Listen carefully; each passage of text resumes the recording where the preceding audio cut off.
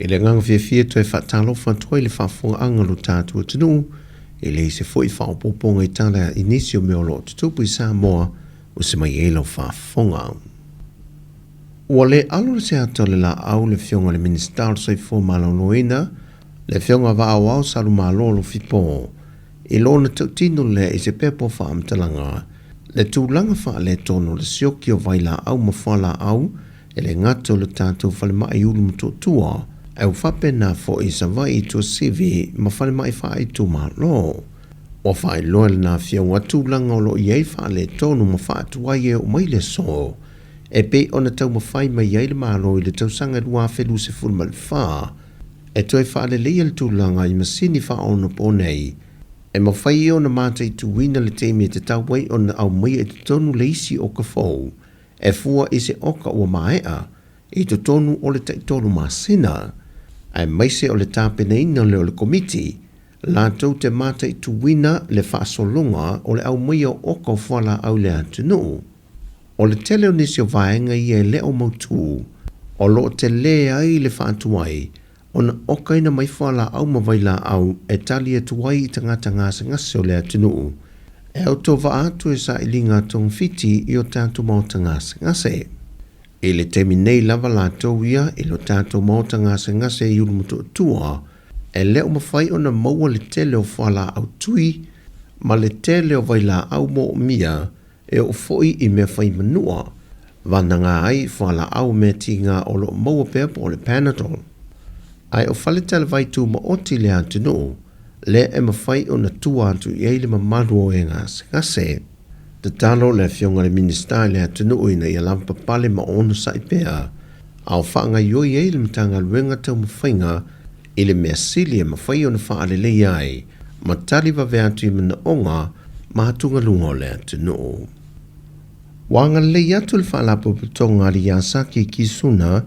ile whaalapo putonga pisinisi la itia tina Samoa, po le Women in Business Development Incorporated, ile fausia le olo lato whale fau, a toi ma le whaatupe I no tane vai e lua se fulu, e tufa tufatu o lato sui awai, e ati nae na ilo lato manuia lo tele, e pe o tūlanga mo mia mo aso uma, e au fie ma le whaasau ino le suavai, a waso e lolo wai le tau. O le tau au whai ato o lef so swani e silia le mal se lau whaas fulu afe la. O le tau sanga e luafe se fulu maliva, na amata ngā lurue whaapa anga ma so swani atuai le Yasaki ki suna, e le whaalapo putonga le wipti. Mai ele na o le paue leo o so swani, wa whamni e nai sui a wai o le whaalapo putonga o business I la itia tinai le atunu. Whae lo le sui a wai o le whaalapo putonga, o so swani nei taipei o tane vai, wa whiliwhilia a inga e tau mamau ese mai le vaenga o lo ngata e le sapalai o le suawai e le malo, e tu ina tu iei tane vai le nei, a toa ma le whaatupe no a la paipa, ma apa e apo ina i le suawai e aveanga I tutono tane. Ma o lefo I whesoa swani, e le ngata mo a inga le motu tele sa la whai, ai whapena foi ma a inga I le motu I upolu. O le whaalapo putonga le wipti po le Women in Business Development Incorporated, wa si lia ma le awhi o na sui wa mai o na restala, ai o le temi nei, e na o le to ono se lau o na sui a wai o lo o mawhai o na whaamau popo. Wa mai esa valia le fionga I le tofi le tumalo sa fata mua le fionga tuia,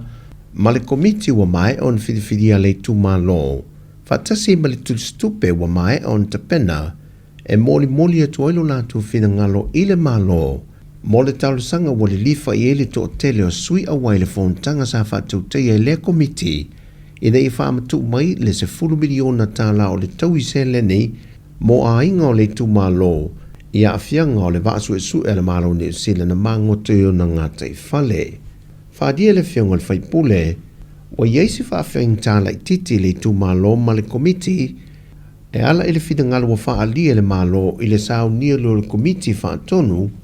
e la tau te mata I tuwina le tuftu whaino le se leni, ia inga umolo wa afia ma mo mia ai meisio nuu I tutono le tu malo. Ta ue tu ia,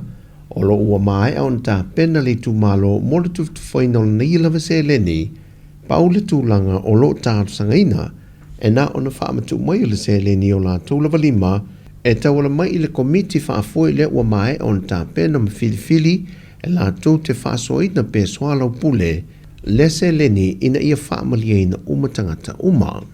Pe ona sila fio le whailoa inga mua ale malo, ma nisi o sui o le tu malo.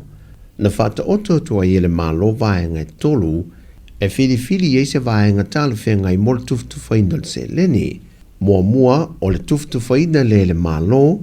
lua o le whamatu i natu leo le se leni i limo le tu malo la tu te tuftu whaina lava i la tau. Ma le vaenga muli, o le whaonga ina leo se konsula i whawhainga ruenga, e ngafa ma le tufa i natu o le se leni. Whailoe tu ia le paanga whamoe ina o telefou. E pe o tau faisi nunumi le tu malo no leo fa pe mai ua toi fili se komiti al cabinet Tala to tilo le mata upu ia ma au mai foi li poti po ai ale no ai tangata e pe o fa ngata ia manto ona tilo polale le tulanga wa fi ai le komiti ia menei tau sanga to e bato pe tai o lena ele manto fa mo e tulanga so enga ale malo ni sila e tu sai ma nefa mo le o tau ai se tau no unga e 4 miliona se tau ia ole tu ina mai na la le fo manino talo tupe male fa tu ina mai ia e sinia la le tu malo po la tonu le winga o le steering committee po committee le fa cabinet le o fai tilo tupe nei o se atu ngalunga na le o tau tilo ia Ma o le tusi utu ina atu pe na wha lia le whiongon whaipule i atu ia. Wa sei ni umai swafa o sui o le komiti wa mai on tampena le tuma lo. Whatasi ma le tusi tupe le utu ina atu. Ma o lo ta lia se fina ngalo mai i le kabineta e pe o le fōwhanga wa whaata oto. Sau no foi tu ia o lo manino la wa foi le whaingo ino le se le ni utu ina mai. O le whaupunga lena au mai. O le transaction on behalf of the state, 10 million compensation for the district of Safata. Ia pea na o si o manto i tu malo. La e maile ngoi tono le tala o tupe. Ma whatu la whanoina. E pe o se tali atu lea o fuafangana wa au tasi lo manto i tu malo.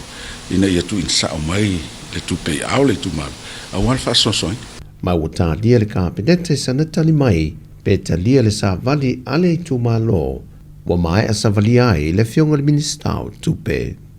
O tala i o le nei aso whamanuia tele le tua i la sanga, i am fōwhanga la whianga i malutatu o tunu, whasoi fuia.